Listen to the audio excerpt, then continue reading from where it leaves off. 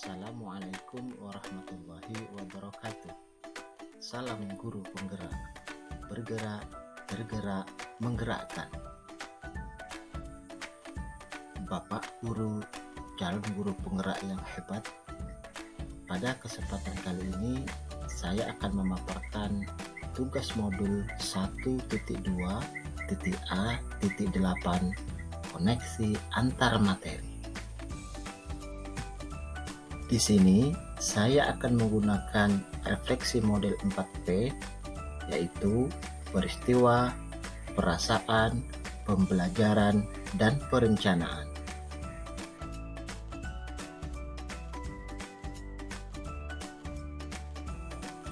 Momen yang paling menginspirasi saat saya mempelajari modul 1.1 dari sekian banyak filosofi pemikiran Ki Hajar Dewantara tentang pendidikan, ada satu pemikiran beliau yang sangat menarik buat saya, yaitu pendidikan yang berhamba pada anak. Saya sempat tertegun dan merenung dengan pernyataan beliau tersebut. Karena menurut Ki Hajar Dewantara, pendidikan yang berpihak pada anak sejatinya bebas dari segala ikatan. Dengan suci hati mendekati sang anak, bukan untuk meminta sesuatu hak, melainkan untuk berhamba pada sang anak. Pendidikan harus terletak di dalam pangkuan ibu bapak guru, karena hanya ibu bapak guru yang dapat berhamba pada sang anak dengan semurni-murninya dan seikhlas-ikhlasnya, sebab cinta kasihnya kepada anak-anaknya boleh dibilang cinta kasih yang tak terbatas. Kemudian saat saya mempelajari modul 1.2, saya memahami bahwa seorang guru penggerak harus mengenali dan memahami nilai yang ada pada dirinya, sehingga mampu dan peka terhadap kebutuhan peserta didiknya dan menuntun sesuai tahapan perkembangannya. Saya juga memahami bahwa seorang guru penggerak harus berpikir strategis dan menguatkan lingkaran pengaruh pada komunitas praktisi di lingkungannya agar mampu menjadi agen perubahan. Kaitan antara modul 1.1 dan modul 1.2 yang saya pahami adalah bahwa dalam upaya mengimplementasikan pemikiran Ki Hajar Dewantara tentang konsep pendidikan yang menghamba pada anak, pendidikan yang memanusiakan dan memerdekakan, mengantarkan anak didik pada pertumbuhan dan perkembangan dalam menemukan, mengembangkan, serta menjadi anak didik sebagai manusia yang utuh dan penuh atas dirinya, maka seorang guru penggerak harus memiliki nilai-nilai guru penggerak, yakni berpihak pada murid, mandiri, reflektif, kolaboratif, dan inovatif. Agar mampu menjadi agen perubahan, maka seorang guru penggerak harus mampu memahami dan menjalani perannya dengan baik.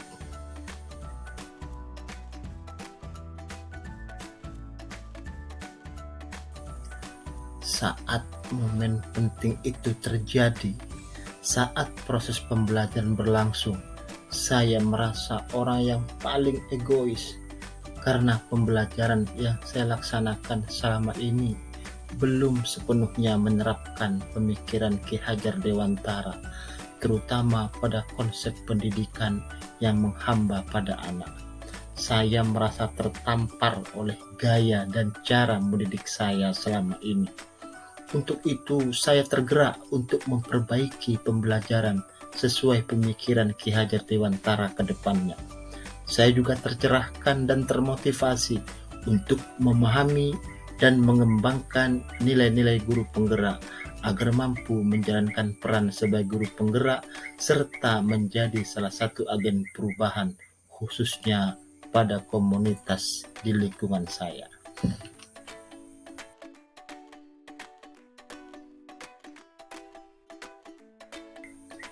Sebelum mempelajari modul 1.1 dan 1.2, saya beranggapan bahwa pembelajaran itu harus berpusat pada guru.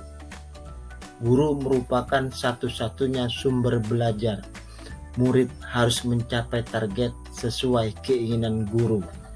Karena guru dituntut dengan persoalan administratif yang mengakibatkan pendidik terbelenggu dalam suatu sistem yang kaku, sehingga pembelajaran terkesan kompetitif yang diukur dengan angka-angka.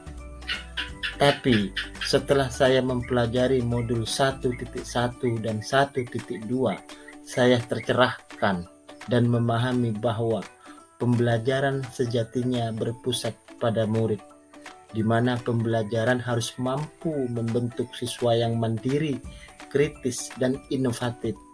Informasi harus digali dari berbagai sumber, bisa dari buku, media, bahkan lingkungan peserta didik pun bisa dijadikan sebagai sumber belajar. Menjadikan pembelajaran yang memanusiakan dan memerdekakan, yakni pembelajaran yang berpihak dan berhamba pada anak didik, dengan tujuan untuk memaksimalkan potensi, minat, dan bakat yang dimiliki oleh setiap anak.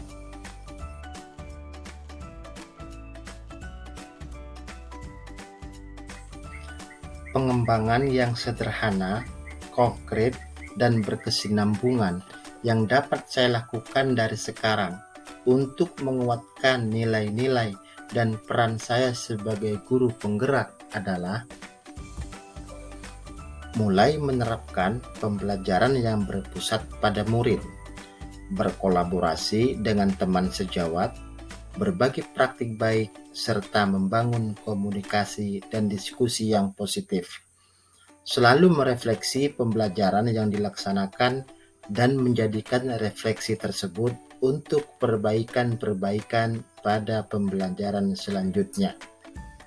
Dan yang terpenting adalah memahami dan menanamkan konsep pendidikan yang berhamba pada anak, yakni memposisikan diri sebagai guru yang berperan sebagai fasilitator yang mendampingi proses pembelajaran dan melayani kebutuhan anak didik dengan menciptakan suasana belajar yang nyaman, sehingga peserta didik tersebut mendapatkan pengalaman belajar yang bermakna dan berkembang secara optimal.